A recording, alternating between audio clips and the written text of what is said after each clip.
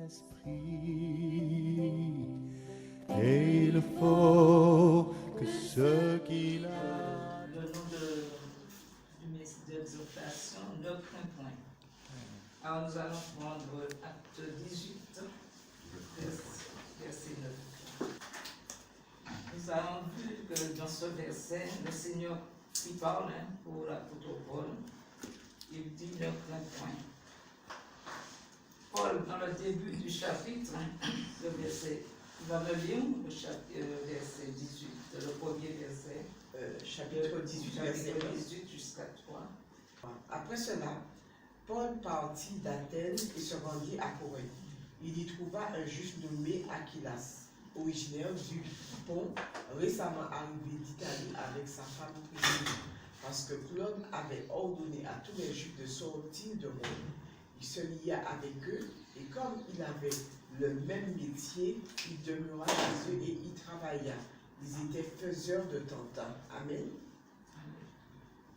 Mais Paul était parti pour pouvoir reporter la parole, mais il a rencontré beaucoup d'opposition. Il a rencontré toutes sortes d'oppositions sur sa route, toutes sortes d'oppositions. Il avait peur, il avait la crainte, et le Seigneur l'a visité. Le Seigneur lui a dit dans son sommeil, ne crains point, ne crains point, ne t'inquiète point, car je suis avec toi et personne ne mettra la main sur toi. Pourquoi le Seigneur l'a visité? Parce que le Seigneur connaissait son cœur, il connaissait son serviteur, puisqu'il était parti pour pouvoir faire un travail. Mais l'ennemi est tellement puissant qu'avec la foi qu'il avait, il a eu quand même une manifestation, un sentiment de crainte, de peur.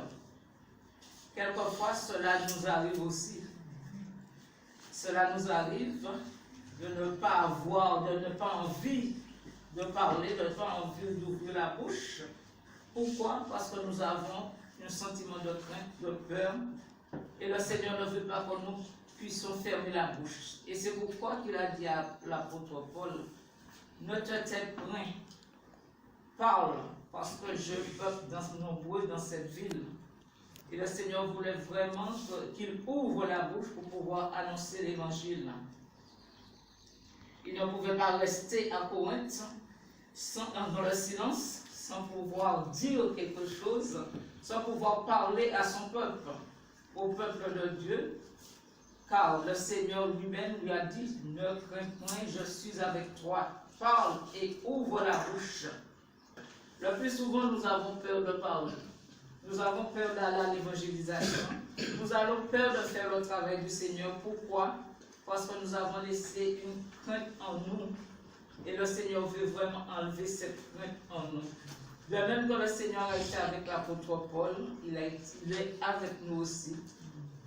Et le Seigneur, dans toutes ces oppositions qu'il a rencontrées, l'apôtre Paul, le Seigneur trouve le moyen de pouvoir enlever toutes ses faiblesses, enlever toutes ces accusations en lui, tout ce qui l'empêchait d'ouvrir la bouche. Et il n'est pas resté quand même, il n'est pas resté avec la bouche fermée, mais il a annoncé la parole. Nous allons voir 1 Corinthiens 2, 3. Moi-même, j'étais auprès de vous dans un état de faiblesse, de crainte et de grand tremblement. Amen. Amen. Lui-même, il a confessé qu'il était dans un état de faiblesse et de crainte et de tremblement. Et c'est ce qui nous arrive le plus souvent, parce que nous avons peur. Du moment que nous rencontrons une opposition, nous trouvons, Seigneur, nous avons peur. Nous avons peur d'avancer. Et nous avons trouvé ce même problème aussi chez Élie, qui avait le menace quand il a reçu les menaces et il ne voulait pas aller. Nous allons prendre 1 Roi 19, verset 1 à 4. Élie. 1 Roi 19, verset 1 à 4. Achab rapporta à Jézabel tout ce qu'avait fait Élie et comment il avait tué par l'épée tous les prophètes. Jézabel envoya un messager à Élie pour lui dire, que les dieux me traitent dans toutes les de la vie de chacun d'eux. Élie, voyant cela, se leva et s'en alla pour sauver sa vie. Il arriva à Beersheba, qui appartient à Juda. Élie laissa son serviteur. Pour lui, il alla dans le désert, où, après une journée de marche, il s'assit sous un genêt et demanda la mort en disant, c'est assez maintenant. Éternel, prends mon âme, car je ne suis pas meilleur que mes pères. Amen. Amen. Élie voulait vraiment préférer la mort au lieu de continuer le travail de Dieu. Il a commencé à avoir le sentiment de regret dans son cœur. Il ne voulait pas faire le travail que le Seigneur lui avait dit d'aller faire. Il a préféré se réfugier. Il y a aussi Jérémie aussi, dans Jérémie 15, verset 15, qui confesse aussi ses persécutions. Jérémie 15, verset 15. Tu sais tout, ô Éternel, souviens-toi de moi, ne m'oublie pas, venge-moi de mes persécuteurs, ne m'enlève pas, tandis que tu te montres lent à la colère. Sache que je supporte l'opprobre à cause de toi. Amen. Jérémie qui confessait toutes ses persécutions, toutes ses oppositions. Et Dieu vient toujours encourager, visiter ses enfants pour libérer de la crainte et lui donner l'assurance. Et quand Dieu vient, il vient avec toute sa puissance afin que nous puissions faire sa volonté, accomplir sa volonté. Le Seigneur est présent en nous pour nous délivrer de toute crainte, de toute peur, pour nous diriger dans toute situation. Et même Moïse aussi eut peur de retourner en Égypte, ce que le Seigneur lui a dit, va en Égypte pour sauver son peuple. Nous allons voir cela dans Exode 3, verset 12, où le Seigneur encourageait Moïse. Et c'est un signe que Dieu lui a envoyé pour pouvoir délivrer le peuple. Et Dieu encourage toujours son peuple pour pouvoir aller plus loin, pour pouvoir faire le travail. Israël est encouragé par Dieu. Si tu traverses les eaux, je serai avec toi. Ne crains rien. C'est Ésaïe 43, verset 2. Le Seigneur donne toujours à son peuple un mot d'encouragement. Il donne toujours un encouragement pour pouvoir avancer. Ne crains point, ne crains point, ne crains point, je suis avec toi.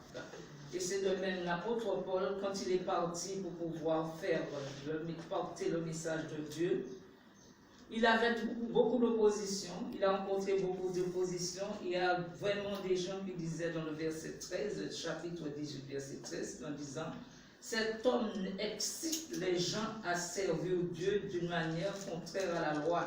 Paul a leur ouvert la bouche lorsque Galion dit aux Juifs, s'il s'agissait de quelque injustice ou de quelque méchante action, je vous écouterai comme des raisons aux Juifs. Alors c'est pour nous montrer combien nous serons persécutés, combien, parce que Dieu nous-même dit, si je été haï, vous serez haïs aussi. Lui, il a été haï et le Seigneur l'a beaucoup soutenu dans ses combats, beaucoup ses difficultés, beaucoup ses oppositions. Les Juifs qui faisaient opposition, à un certain moment, ils ont reconnu que c'est Dieu qui avait envoyé l'apôtre Paul. Il a voulu qu'il cherchasse le Seigneur et qu'il s'efforçasse de le trouver en tâtonnant, bien qu'il ne soit pas loin de chacun de nous. Car en lui, nous avons la vie, le mouvement de l'être, et c'est ce qu'ont dit aussi quelques-uns. Vos poètes, nous sommes des races. Ainsi donc, étant de la race de Dieu, nous ne devons pas croire que la divinité soit semblable à de l'or, à de l'argent, ou à de pierres sculptées par l'âme et le l'esprit de l'homme. Dieu, sans tenir compte des temps d'ignorance, annonce maintenant à tous les hommes, à tout lieu, qu'il est à se repentir. Et en tout lieu, partout où l'apôtre Paul passait, il annonçait que les hommes devaient se repentir. Et de même que nous aussi, le Seigneur nous donne l'opportunité d'aller porter sa parole, de ne rien craindre, de ne pas avoir peur de l'opposition, parce que nous allons toujours trouver l'opposition sur notre route. Nous serons toujours persécutés, haïs, nous allons trouver des insultes, mais ne fermons pas la bouche parce que le Seigneur nous le demande. Amen. Le Seigneur nous demande d'aller porter la parole, d'aller évangéliser, de ne rien craindre.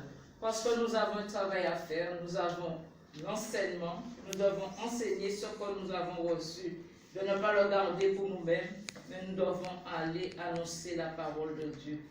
Laissons le Seigneur faire le travail dans notre vie, ne pas avoir peur, parce que le plus souvent nous avons peur. Du moment que nous rencontrons une opposition, nous avons peur. Et le Seigneur nous demande, nous-mêmes les officiers, de repartir. Amen. Repartir là où nous avons commencé à évangéliser. Parce que nous avons eu des petits obstacles, nous avons baissé les doigts. Mais le Seigneur veut que nous repartions. C'était une épreuve que nous passions par là. C'était pour voir notre foi, peut-être. Le Seigneur nous fait éprouver par là. Mais nous devons recommencer à l'évangéliser. Parce qu'il y a des hommes, des femmes là, là où nous étions, pour pouvoir sauver. Parce que Dieu veut que nous puissions repartir. Soyez encouragés. Soyez bénis ce matin. Parce que ce que le Seigneur veut, que nous repartions sans crainte, car il est avec nous. Et il nous fortifie pour que nous puissions faire le travail. Soyez encouragés ce matin, parce que c'est cela que le Seigneur nous a. Amen. Merci, Lord. Dieu est esprit et il faut